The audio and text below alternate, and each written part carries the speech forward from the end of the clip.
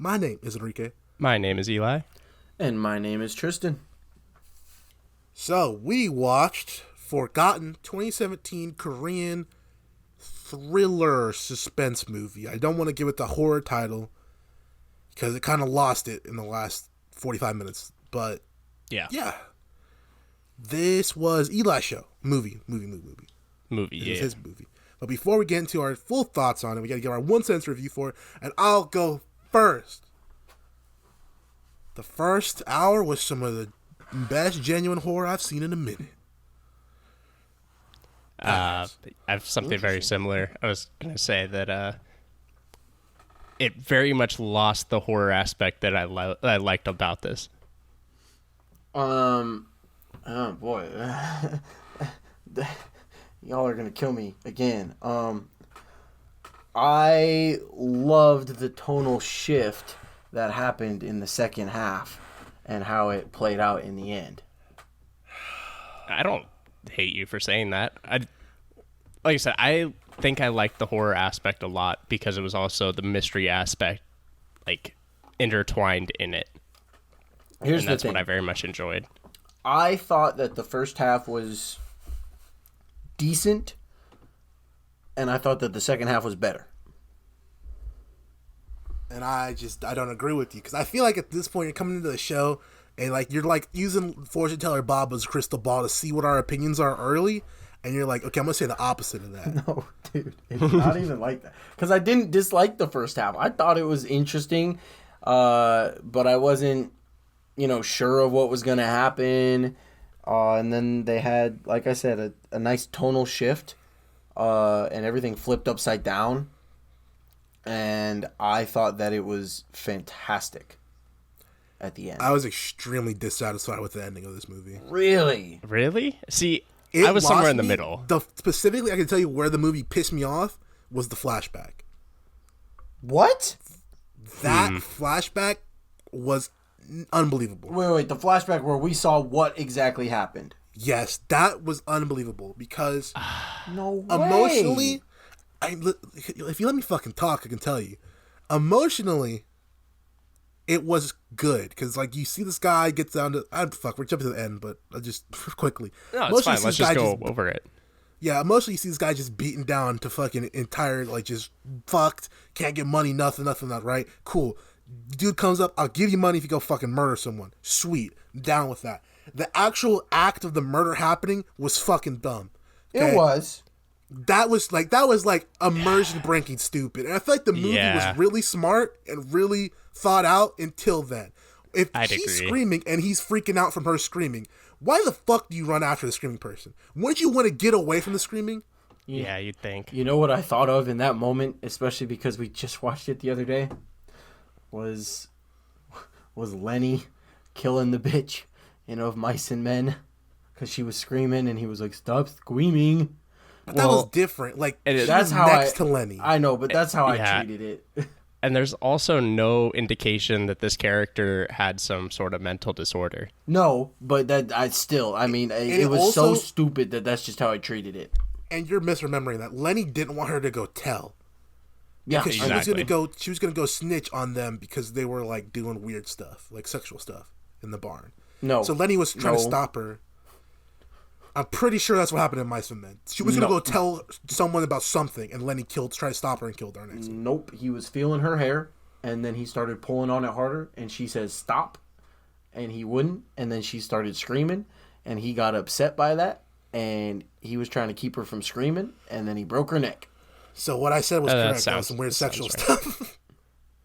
Yeah, she wasn't gonna go tell though. Yeah, she wasn't gonna go tell anybody. I mean, if you want to call that weird sexual stuff, go ahead. It's been like 7 years, so 8 years for me and Reek. So as fuck. It was. It's all right. They literally wasted 200 pages of my life just for that ending. But no, I thought that was dumb. I thought it was ridiculous because the mom actually falls on the stairs, breaks her neck, she's dead. That part was trash. I'm struggling with the daughter. I accidentally stuck her with a knife. Fuck. Like, it was just so stupid. And then I instantly realized who the kid was. I was like, oh my god. He's one of the dudes doing the recreation right now. And it was too much. especially because I really enjoyed the mystery, and there was a bunch of other places I thought this could have went than where it did. I'm not gonna lie. Appreciate it. I'm shocked that you realized who the kid was right away. You didn't right away? No. I didn't think right I thought away. it was the wrong person. I thought it was the brother. See, I thought it was the brother as well. I thought because I was like, that would match up with ages. That's what I was thinking. Wait, was what? Because I have a hard time telling Korean people's age because Asian people just refuse to age between the ages of 20 and 40. Okay. So like, but his brother I thought was the child for the most part until they revealed. But I knew he was one of them. But my guess was the brother, the pretend actor brother, not the detective guy. Because it just made sense for how much time's passed, the age up, all that shit. Well, no. The little kid was the detective was playing his brother. Yeah, that was the brother. Oh, so I was right. Yes. Yes. Oh, so I was super duper right. Mm-hmm. Yes. Okay, so the hairstyles really made him look like a whole different human. The glasses, because he was, bro. it's because he was trying to play his brother, and then he turned into because he was the detective the whole time. Okay, see, I thought He was those were two different characters. detective the whole time. I thought those were two different characters, but that just makes you super right. Yeah, Yes, you're it right. does. So yeah, I mean, then I instantly knew who was who at that point. I kind of just picked up on it. Again, once I get locked into these kind of suspense movies, I'm in. So I'm looking at everything. You know what I mean? That's how I was as well. I didn't have that right away. I didn't have it until after. I tell you when I locked in. When I locked in was when he realized the brother was limping wrong, and I'm like, click, yeah, I wrote that down. Yep. I knew what I was getting into because I kind of read the synopsis of this, and that's why I put it on the list. Is because it's one of those Korean mystery horror things that at least Reek and I really like. They're so good at them because they're usually really good. So at least until the ending on a lot of them. Twice. Yeah, twice. But I was locked in when they were moving, man, and I know they flashed back, and it was kind of obvious later too. But I wrote down, I was like, well, one, the guy's sus of his age because he's like, really younger brother? Like, that's kind of weird. Like, so I wrote that down. And then also that he was on meds. Like, I'm like, what's he on meds for? I get it, they're anti-anxiety, but like, you know, anything like this, it's probably not an anti-anxiety med. And then, later with the limping thing, like as soon as he's following, he realizes that nobody's behind him and nobody's following him. And as soon as he stops limping, I was like, oh shit. Like, yeah, that's when I was locked in as well. I went in completely blind. I had a different thought entirely. I looked up the genre, and I said thriller, suspense. I was like, oh, sweet, watching another horror movie. And then everything else that happened, I was blind to. But for me, when I was like, okay, something's going down, was when that limping scene happened. And from that point on, I was like, okay, let's do this. I'm down. Yeah. See, I thought that was sweet. I thought, you know, the chase and like finding his brother, like talking to those dudes that ended up being the same dudes as the police officers trying to find his brother in the original scene. Like, I thought that was sweet. I thought his mom making that sus phone call was sweet and him having to go back into the bedroom. Like, I was in for that first half. Dude, he got rope-a-doped twice. And I'm like, how are you not fucking thinking? To me, it pissed me off twice. Okay? This is why I said the movie's like super smart and then super stupid. So if it had consistent intelligence, I'd be cool with it. But they pick and choose when they're smart and when they're dumb. So when he was running from the brother and he hid it behind the wall, and then the brother, he was like, oh, he's gone. He came out and the brother was still there waiting for him. I know, dude. I was like, okay, cool. They got you once. Then he did it again with the mom. But God. He did it 2 times with her. He did it once with the wall and then once with the bed. And I was like, okay, I thought she was going to get him with the wall. She didn't. I thought he was going to get him with the bed, and she did. I was like, dog, fucking think. Like, you got like this. I started laughing when I was watching that. Like, when he crawled in the window and, like, you know, his mom checked on him and, like, he's, you know, wet, covered sweating, in water. I was like, she's gonna get him. I was laughing, you know, and then, like, I heard the door close. I was like, what if she just closed the door and she's standing there? Yeah, and, like, he's like, and he, like, gets up and she's right there. I started, like, audibly laughing because I was like, holy shit. She's really just standing right there. Oh, man. Well, see, okay, so let me give you where I thought this was going to go so I can tell you why I'm kind of irritated with how where it went. Okay, because I got to give you where I thought this was going to go for a bit. See, I like hearing your ideas, but I also hate it because it's always better than what we watched. Well, so it always makes me disappointed. I always go for entertainment value over message. And I understand the message they're saying with this movie, which is like, how low can a human go, right? And I like it because he didn't mean to kill those people, but he was planning on it for the money. You know, like, what is your what is someone's life you care about worth versus some random person's life? Great question, great moral, right? Where I wanted this to go was that once I figured out the mom was in on it too, I was like, this whole family's fake. That's where I picked up on that.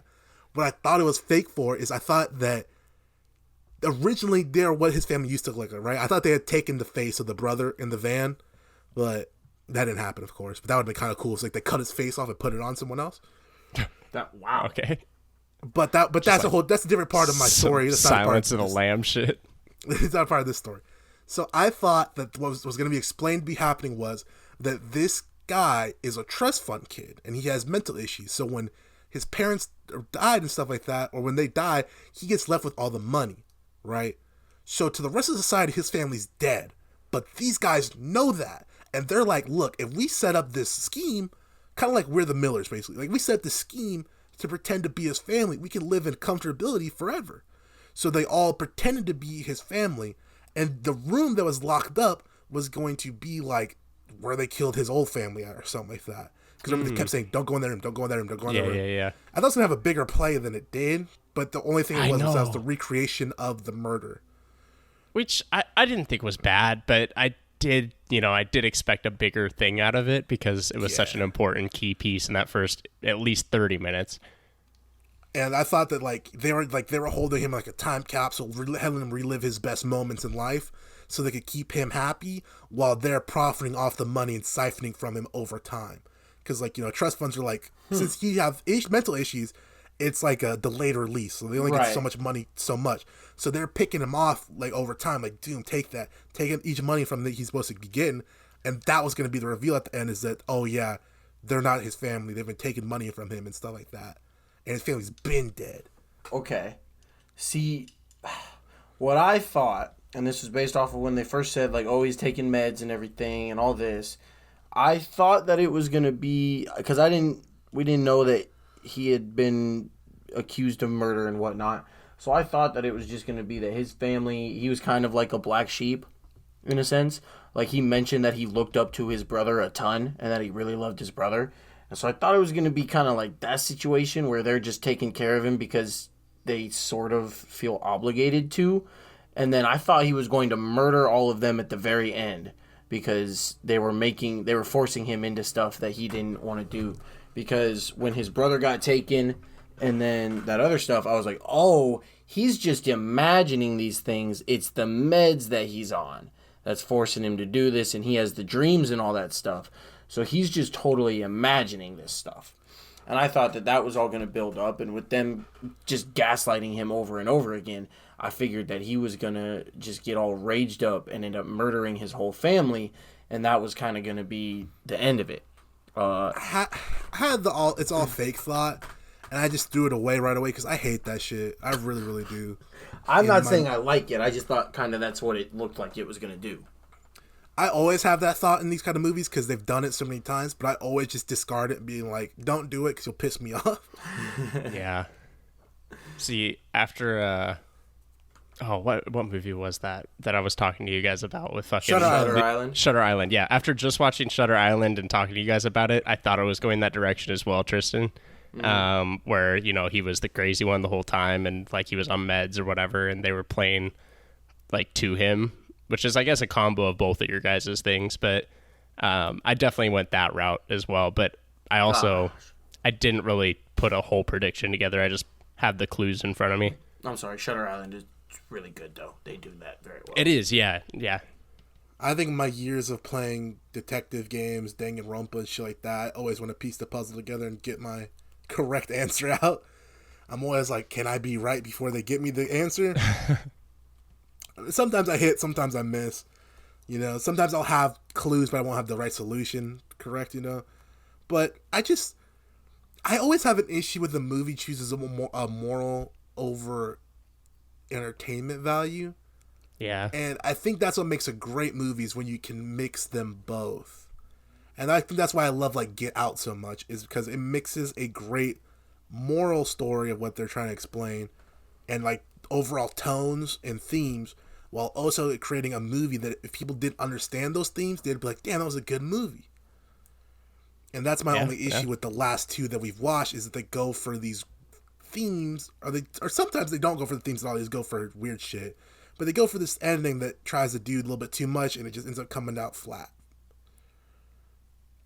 Interesting. Yeah, fair enough. I don't know. This was very much like we keep talking about the two halves of this movie, and it was entirely two different movies for me as well, because I took a break halfway through this movie to go do something for a couple hours.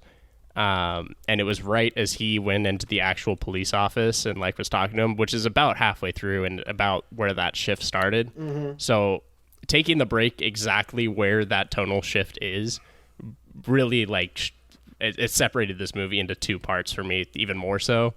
So I think that also had a big indication of my feelings on this. You know, it's funny. I did the same exact thing. Oh, really? Yeah, I was really tired, so I went to sleep when he got to the police station. I paused it after they said, "Hey, man, it's 2017," and I was like, "Oh no!" And so I paused it, and I went to bed and finished it the next day. Oh, okay. So yeah, pretty much the same thing then. Yeah. Which, by the way, I'm not saying this is a bad movie by no means, but a lot of these movies come out 8 for me. They start out 8 and then they drop, they come down. And this did the same thing as The Call did for me, but yeah, I agree. To a higher extent than The Call dropped, in my opinion. Okay. Because I thought this could have been like a 9. I thought it was going really well. That's it. That's your sentence. Is that what you had? Because like, no, I was just saying, I thought it was going really well. I thought it ended just fine. That's my problem. That's my problem. It ended just fine. I thought it could have been great. I thought you loved the ending. Like, I want to hear why you liked the ending so much. Well, I loved the plot twist of just that being the kid that survived. I really thought that was interesting, and that he was doing all this just to find the guy who killed his family, and then he ended up finding out more information that didn't necessarily, exonerate homeboy, but made it so that the kid could barely blame someone else at this point instead of his father. And then just the double suicide was kind of nuts to me.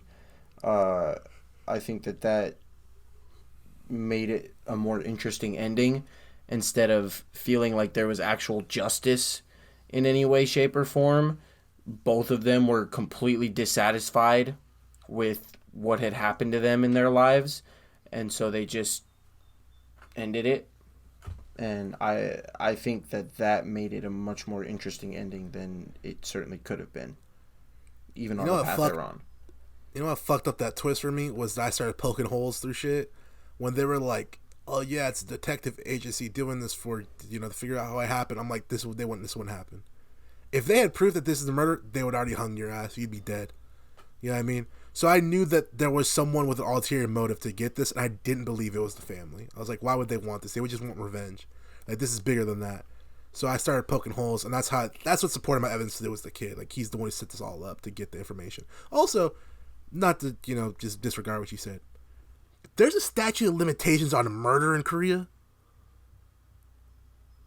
I guess. It's 4 years. Wait, what? That's what they said. There's a statute of limitations on murder. Yeah. And they said it happened, and they caught him because after 4 years, and they couldn't do anything about it. So I don't know if that was just him lying to dude or what, but I was like, I'm gonna kill someone. I know where I'm going. Yeah. Gotta kill him and make 4 years of a getaway. Like, that shit's easy, bro. Tahiti. Yeah, it's kind of wild. They just caught Zodiac, and that bitch was running around for 30 years. Like, I can make 4. Killed 37 people or some stupid shit. Fuck, man, I can make it 4 years after bodying one person. Any more comments, questions, concerns about Forgotten? Nah, just ratings. Tristan? 7. Why do you always talk like you enjoy something more than us, and then you come out with a rating that's really close to what I'm going to say? It's a great question, actually, because I was going to base my score exactly on the call, right? So the call, I felt like, and this is solely exactly why I'm giving this rating. I thought the call started off stronger than this movie and ended off more shitty than this movie, and I gave it a 7. So I'm going to give this a 7 as well, because I felt like this started off a little bit worse than the call and ended not as bad as the call. I thought this started off way stronger than the call, and then it ended way worse than it did.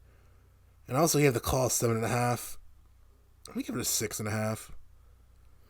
That's the other thing. I gave the call a 5.5 because I thought that it was kind of mediocre throughout. This one I did not find to be super mediocre throughout. I thought it was better than average. But I'm not saying that it was a phenomenal film. I really liked the plot twist. And that was that. I mean, if it kept the tempo that it had the first half, man, I would have given it a 9. Like, I was very much enjoying it. But it's all right. I gotta put a Korean movie on the next list so we can keep our Korean-thon on at this point. You know what I mean? Ah, yes, sir. We gotta keep watching some Korean movies. I mean, shit, Korea, low-key, they killed the thriller game. The thriller / horror shit. Yeah. Mm-hmm. They body that shit. Well, not the newest season of Borderlands, but it was still good. It just, again, it has the classic, fall off that these movies be having. Yeah, that fell off big time. Start hot, finish bad. Start hot, finish bad. Oh, man. Yeah, I mean, Squid Games could be considered a thriller, right? I guess. Suspense thriller? Yeah. I think so. Yeah, I agree. I think it finished pretty good, to be honest. I thought it finished stronger than it started. Hey, I will say one note I forgot to say. When main dude, he thought somebody was sneaking in from the room across the hall into his room, and he pulled the bulletproof blanket strategy of when you put a sheet over your head and you think you can't be harmed. That was fire. I was like, dude, every kid did that, bro, back in the day. When they got scared, and they're like, bro, if I'm under the sheets, they can't hit me. You damn right. I'm like, damn, bro. It's a protective cloak. It's the golden fleece. The bulletproof blanket, bro. I thought that was hilarious. You damn right.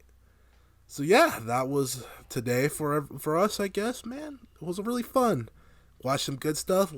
Everything was good, so life is good. But we got to remind you guys that we got social media, starting off with our Twitter at BINGEBOIS. I really struggled to say that for some reason this week. Interesting. Change the Y to an I in boys. On Instagram, we have DABINGEBOIS. That's DA instead of V because we are dumb asses.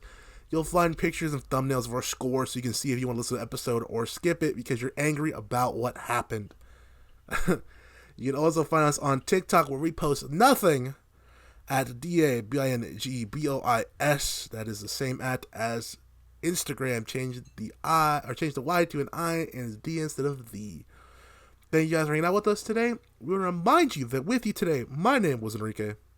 My name is Eli. And my name is Tristan. And I want you to remember, I am in a Korean movie the whole time.